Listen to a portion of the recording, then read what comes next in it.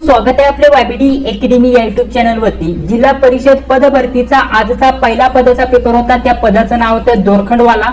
तर या दोरखंडवाला या पदासाठी जिल्हा परिषद पद भरतीमध्ये आयबीपीएस पॅटर्न नुसार ठीक आहे आयबीपीएस पॅटर्न नुसार कशा प्रकारचे प्रश्न विचारले गेले होते ते आपण या व्हिडिओच्या माध्यमाने बघणार आहोत। जवळपास 2 ते 3 विद्यार्थ्यांशी आपलं बोलणं झालेलं आहे आणि त्यांच्या सांगितल्याप्रमाणे कोणकोणत्या प्रकारचे प्रश्न आले होते ते आपण या व्हिडिओच्या माध्यमाने बघणार आहोत। तर चला व्हिडिओचा वेळ वाया न घालवता या व्हिडिओला सुरुवात करूया। तर यामध्ये महत्त्वाचं म्हणजे दोरखंडवाला या पदासाठी 4 विषयांवरती प्रश्न विचारले गेले होते मित्रांनो। यामध्ये कोणकोणते विषय होते? मराठी, इंग्लिश, गणित बुद्धिमत्ता आणि जीएस। टोटल जीएस यामध्ये चालू घडामोडी त्यासोबत जीकेचा समावेश असणार आहे मित्रांनो। आणि इतर महत्त्वाचे मराठी, इंग्लिश, गणित बुद्धिमत्ता या सर्व विषयांवरती कोणकोणत्या टॉपिक वरती तुम्हाला प्रश्न विचारले गेले होते ते तुम्हाला समजून येणार आहे। आता तांत्रिक जो भाग आहे या पदासाठी नसतो मित्रांनो। तांत्रिक वरती प्रश्न या पदासाठी नसतात, त्यासाठी फक्त या 4 विषयांवरती प्रश्न विचारले गेले होते। परंतु जिल्हा परिषद पद भरतीची तुम्ही तयारी करत असाल तर कोणत्याही पदासाठी तुम्ही अर्ज केला असेल तर त्या परीक्षेमध्ये तुम्हाला या 4 विषयांवरती सुद्धा प्रश्न येणार आहे आणि त्यासोबत तांत्रिक सुद्धा विषय असणार आहे। टेक्निकल वरती सुद्धा तुम्हाला प्रश्न विचारले जाणार आहे मित्रांनो। तर या 4 विषयांसोबत तुम्हाला तांत्रिक विषय असतो त्याचे सेपरेट प्रश्न असतात, परंतु तुम्हाला या व्हिडिओच्या माध्यमाने समजून येणार आहे नक्की मराठी, इंग्लिश, गणित बुद्धिमत्ता या विषयांवरती कोणत्या प्रकारचे प्रश्न विचारले होते, कोणत्या टाईपचे प्रश्न आले होते हे सर्व तुम्हाला समजून येणार। तर बघा यातील सर्वात पहिला जो आपला विषय आहे मराठीवरती कोणकोणत्या टॉपिक वरती प्रश्न आले होते मित्रांनो। बघा सर्वसाधारण शब्दसंग्रह यामध्ये तुम्हाला प्रश्न विचारले गेले होते। यामध्ये जर विचार केला तर अजून एक महत्त्वाचा घटक आपल्याला मराठी भाषेविषयी माहिती विचारली गेली होती। त्यामुळे मराठी भाषेवरती जेवढे पण प्रश्न विचारले जातात ते व्यवस्थित करून घ्या। त्यासोबत अचूक प्रश्न यावरती प्रश्न विचारला गेला होता।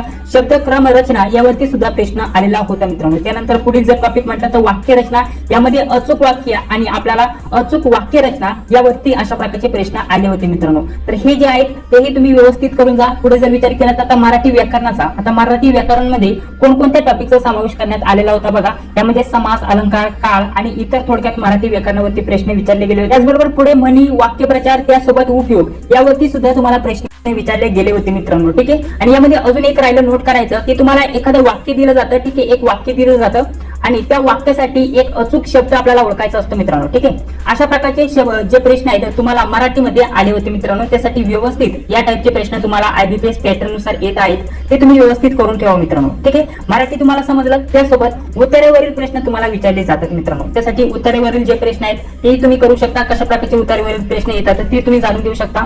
पुढे जर विचार केला भौतिक चाचणी, ठीक आहे, रिझनिंगचा जर विचार केला तर बघा सामान्य बुद्धिमापन व आकलन यावरती जर विचार केला तर नातेसंबंध, अक्षरमाला त्यासोबत संख्यामाला यावरती प्रश्न विचारले होते। कोडिंग, डिकोडिंग आणि दिनदर्शिका यावरती प्रत्येकावरती 1-1, 2-2 प्रश्न विचारले गेले होते मित्रांनो।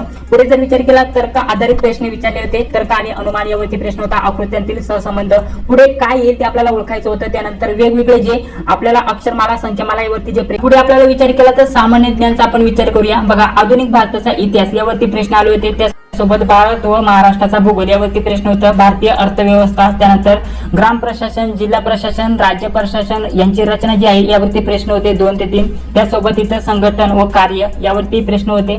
त्यासोबत महाराष्ट्रातील समाज सुधारक यावरती 1 ते 2 प्रश्न होते। चालू घडामोडीवरती 5 ते 6 प्रश्न होते। ठीक आहे, 5 ते 6 प्रश्न यावरती होते। त्यासोबत भारताचे जे शेजारील राष्ट्रांची संबंध व कृषी आणि ग्रामीण विकास यावरती तुम्हाला जर म्हटलं तर यावरती सुद्धा 4 ते 5 प्रश्न विचारले गेले होते।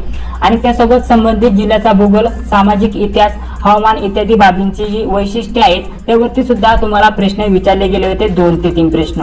म्हणजे यावरती तुम्हाला 2 ते 3 प्रश्न होते, यावरती 2 ते 3 प्रश्न होते। त्यासोबत जर विचार केला तर यावरती 4 प्रश्न होते वाटतं। आणि त्यासोबत या इतर जे टॉपिक आहेत त्यांचा समावेश मिळून एकूण 25 प्रश्न होते मित्रांनो। ठीक आहे। अशा प्रकारचा आजचा पेपर झालेला आहे मित्रांनो। जर विचार केला जो आजचा पेपर होता यामध्ये हे 4च विषय होते। दोरखंडवाला या पदाचा पेपर होता।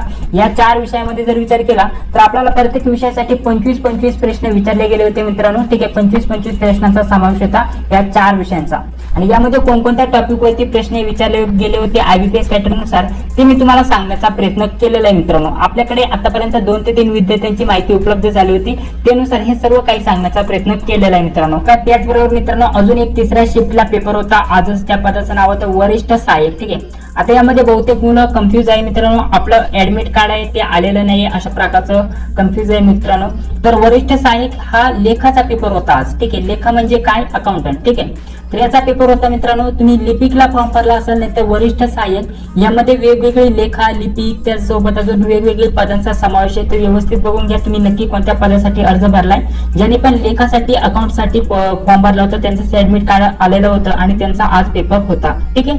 तर त्याचा रिपोर्टिंग टायमिंग दिलेला होता आजचा 3 वाजताचा जवळपास रिपोर्टिंग टायमिंग होता मित्रांनो. आणि तोही पेपर आज होणार होता मित्रांनो. म्हणजे आता जो व्हिडिओ बनवत आहे सध्या तो पेपर चालू असेल मित्रांनो. त्याचेही जर प्रश्न आपल्याकडे मिळाले तर त्यावरती डिटेलमध्ये व्हिडिओ टाकण्याचा प्रयत्न केला जाणार आहे. आज ज्यांचा पण हा दोरखंडवालाचा पेपर होता त्यांनी नक्कीच आपल्याला जो नंबर दिलेला आहे त्यावरती प्रश्न पाठवण्याचा प्रयत्न करायचा आहे, जेणेकरून सर्व प्रश्नांचं स्पष्टीकरण आपल्याला या चॅनलवरती देतात